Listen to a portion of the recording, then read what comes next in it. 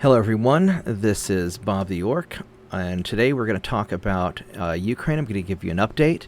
It is February 25th, 2022, and Putin surprised me. I didn't expect him to go all in. I thought that this is going to be just a limited engagement to secure the eastern areas of Ukraine that are generally pro-Russia, but he has launched strikes all across Ukraine, targeting munitions depots, airfields, and that kind of stuff. So this has been a much larger engagement. Originally, I thought he was just going to secure the areas that he already controlled, but this has turned out to be bigger. So let's discuss why that is. And I didn't think Putin would take this big of a risk, and that means that either something changed, or he has a trick up his sleeve. He thought that he could that this would be a much easier task. This is a calculated move, and the West cannot underestimate the nuance of what's going on here in Ukraine. I know that there's a lot of people giving opinions. I'm going to try and break it down real simple. So this first map here, this shows the red area is generally, they vote for pro-Russian politicians. The blue area generally votes for pro-Western politicians. And this corresponds with the, in this map, the red area, they generally speak Russian as their native language.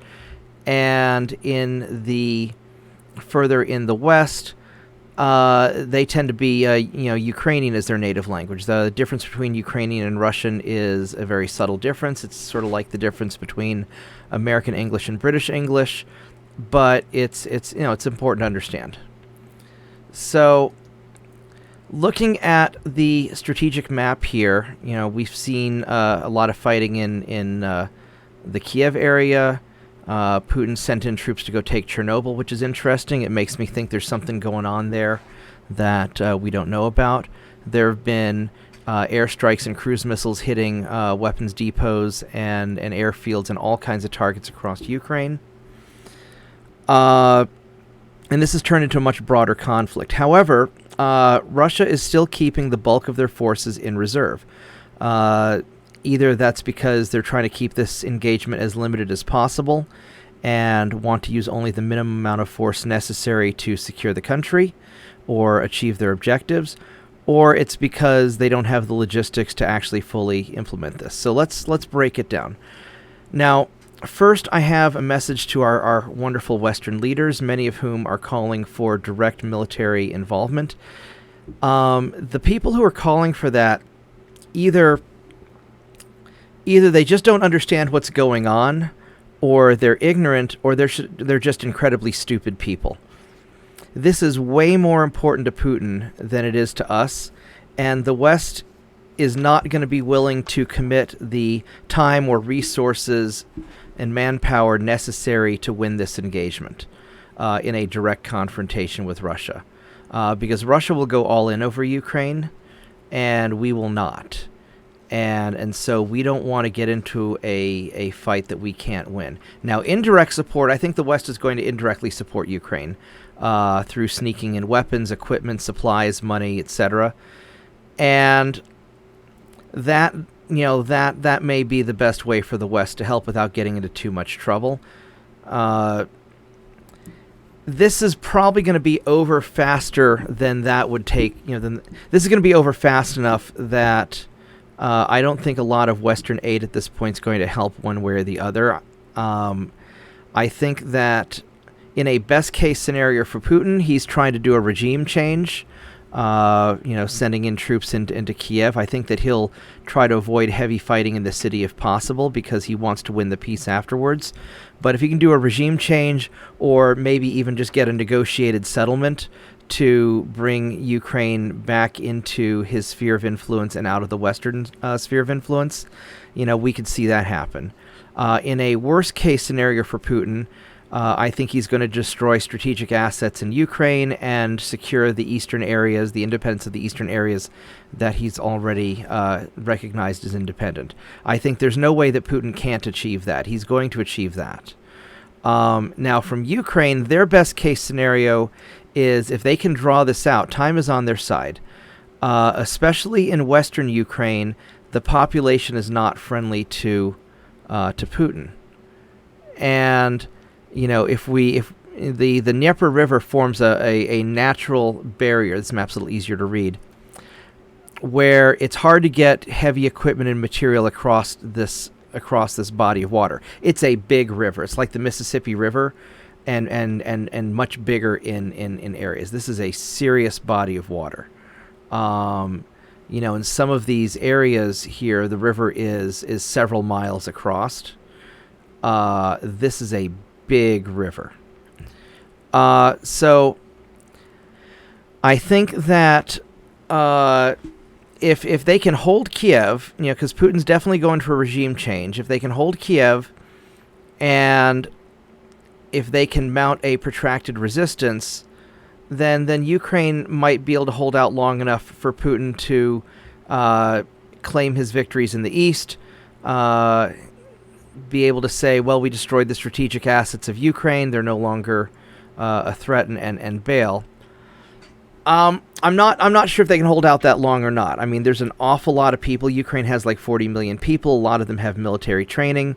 They're passing out weapons to anybody willing to stand and fight. And I don't think Putin wants to have a bloodbath on the civilian population. So I don't... he's got to lock this down quickly, or this is going to get out of hand and he'll be forced to claim a limited victory. Either way, there's no way that the West is going to win a victory where we take back Ukraine and restore its original borders. That's never in the cards. So and the sanctions are going to have limited effects also, because Putin doesn't care that much about the sanctions. This is important enough to him. He's made strategic alliances with China and some of the ex-Soviet states. He recently intervened in Kazakhstan to prop up the regime there. He's got some allies. He's becoming, I think Azerbaijan recently formed a strategic alliance with Putin, and they've got a bunch of oil. He's punching above his weight class, and he's good at that. The Russians, regardless of the leader, have always been good at punching above their weight class, and the West has never been very good at dealing with them, because the West doesn't understand the Eastern European culture very well. And I have a previous video that I recorded earlier tonight that gets into more detail. I think there's going to be a lot of economic problems for everyday Russians. The sanctions that we're imposing are going to hurt them more than the oligarchs. Because they can use cryptocurrency or pass money through China or other places to get their money around. Maybe we can seize their overseas bank accounts. But generally speaking, I have confidence that those people are pretty good at hiding their assets. I know that some of my friends who work for American companies are having trouble getting paid. Some of my Russian friends. My Ukrainian friends right now seem to be safe. Like I said, I don't see there being heavy fighting in the cities right now, because if Putin wants to win the peace afterwards, he's going to have to keep the casualties to a minimum. I know that Russian military is not traditionally good at keeping casualties to a minimum. American weapons are very precise, but that's why they're so expensive. Russian weapons are much less expensive, and they tend to flatten a broader area. They tend to be more powerful, but less precise. So he can't really risk, really heavy fighting in cities. So there's going to be a lot of collateral damage. So we'll see. We'll see what happens with that. I think in the West we can expect our energy prices to go up. I think there's going to be some economic problems. There's talk about how Russia provides a lot of the world's fertilizer and some things like that. There's probably some surprising areas that we're not expecting. But I don't think Putin would have gone all in if he didn't have a plan. So I think we should be very careful about how we proceed on this. That's sort of where I've got. I think if you're in Russia, stock up on food and supplies, because the economics would be a little bit rocky for a while until they sort it out. If you're in Ukraine, just do the best you can. I think this is going to end pretty quickly. Because, like I said before, if Ukraine can draw this conflict out for more than a few weeks, then Russia's going to have a lot of problems. I don't think they have the resources to do that. But it's possible that the reason Putin's keeping a lot of his military in reserve is that if it looks like they can't have an easy victory, then they'll send the hammer in. I think if Putin has to choose between losing and avoiding lots of civilian casualties, or winning and having a lot of collateral damage, especially if the collateral damage is in the West, where he doesn't have a lot of support anyway, then he'll probably send the hammer down and hit pretty hard. So that would be my fear. So I think that all around the world we're going to see a lot of repercussions from this. There's going to be a ripple effect that we're not expecting that's going to ripple through Western economies. The U.S. has a lot of domestic problems. Europe has a lot of domestic problems. And I think that those are going to be a bigger deal than what's happening in Ukraine, but it all kind of adds up. So anyway, this is what I got. I'll keep you posted as I learn more information, and I hope this is useful. And I'll put a link below for the longer form video that I recorded tonight. Thank you very much, and good night.